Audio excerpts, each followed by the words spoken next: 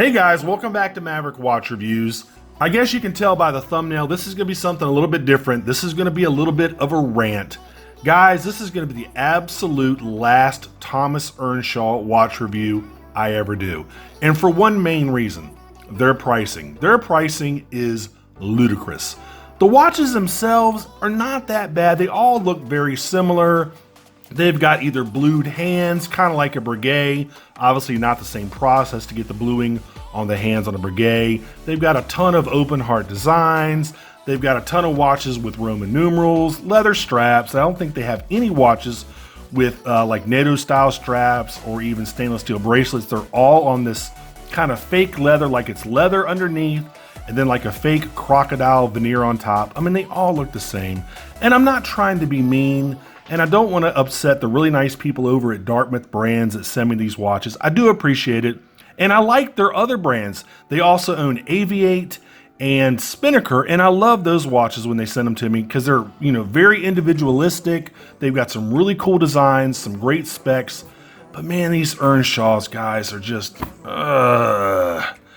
let's go ahead and take a look at this thing anyway. Since this is going to be my last review for the Earnshaw, let's go ahead and let's just go ahead and pick this thing apart. Let's just go ahead and get it out of the way. As you can tell, I'm a little irritated because I've literally got 10 watches that I'm much more interested in reviewing than this Earnshaw. So here you go, typical outer brown Thomas Earnshaw pressed cardboard outer watch box. You've got the wooden inner watch box with the weird Earnshaw logo. You've got one E normal and then a backwards E, which doesn't make any sort of sense to me, but whatever. All right, you've got Earnshaw down here. You've got Earnshaw here. They want to make sure you know it's an Earnshaw. They've got Earnshaw up here, Earnshaw here. This is your little booklet here with all your assorted crap. What is this? A little folder to keep your warranty card and your manual. Watches are very simple. You don't need a manual for these things. You've got a microfiber cleaning cloth. I'm surprised it's not branded Earnshaw. There you go. And again, the nice people over at Dartmouth Brands, guys, you've got to fix the pricing on these watches. And I'm probably going to repeat that statement numerous times throughout this review. All right, so there's all the crapola that nobody really cares about. Let's go ahead and take out the watch. And again, it's this, it's this fake, phony connection to Thomas Earnshaw, who was an actual historical figure in horology. And a lot of the different models are named after different guys who've had some sort of contribution to horology, but it's all fake and phony. And it reminds me, unfortunately, two things remind me, unfortunately, of Invicta. The fake, kind of Invicta, Swiss-made kind of thing they're trying to pass on everybody. Everybody knows they're not Swiss-made. They were a Swiss brand at one point, and also their crazy pricing. You'll see an Invicta for $1,200 on their website, and then you go to Costco, you get it for $50. And that's kind of what Earnshaw does, man. Now, that recent watch that I reviewed, I think it was called, what was it called? It was called the Beagle. It's 1,500 pounds on their website, which translates to about 1,800 US dollars. It's got a Swiss movement in it. It's got a Salida movement, but there is no way any intelligent person that's got half a brain is going to pay that much money for those watches. And if they do, God, I feel for them, man. So it's the main thing is the pricing. Also, the looks are they're all so similar. Again, you've got either blued hands or really skinny sword hands, minimal amount of lume. You've got tons of watches with this open heart design, Arabic numerals, gold case, silver case, non-screw down crowns. Here you go with the strap. You've got leather underneath, and then you can see it's a two-piece strap.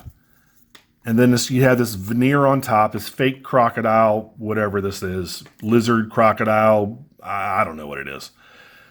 See-through case backs. I think every single watch they have has a see-through case back, which is not a big deal. You've got your little Earnshaw branded logo on the rotor there. I mean, they're not bad, But again, it's the pricing, guys. It's the pricing on these watches, and I feel like Earnshaw is just trying to take advantage of people that don't know any better, don't know what a watch like this, which has probably got some sort of Miyota or Seiko movement inside, should cost. I mean, this watch on their website, I think is 500 pounds, which translates to 630 US dollars. Now, unless you have a code, I think they gave me a code a while back. I have no idea what it is. But unless you have a code, some of these poor people are going to spend retail on these watches. Now, I think some of these codes are 30 or 40% off. And that's another thing. When you have a code that's 30 or 40% off, that should be a little bit of a red flag. Okay? Fake horological history, big, deep discount codes of 30, 40, 50%. When I opened up the watch box, it smelled like I walked into a Benjamin Moore paint store. I mean, the overwhelming odor of brand new plastic and pleather and whatever this stuff is almost knocked me out of my chair.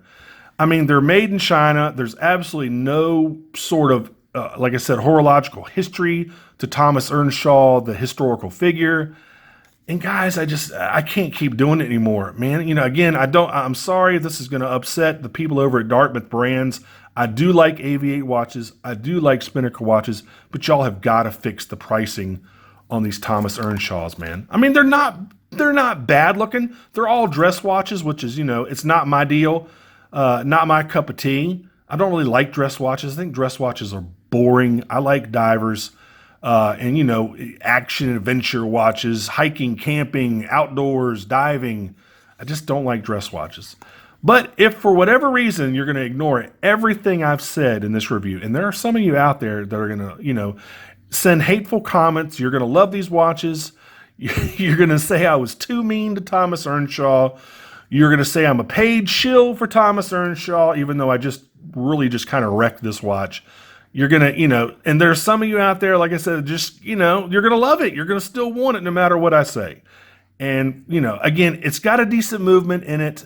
Let me see. It just says Japanese movement or something on their website. Let me tell you at least what movement it is, if I can even find it. It just says Japanese automatic skeleton, 3 hands with open heart. I don't like open heart movements because open heart movements, it's kind of meant to trick you into thinking it's a tourbillon in a way, and this is nowhere near a tourbillon. A tourbillon is a whole different animal. But the open heart, to me, kind of, trying to trick you.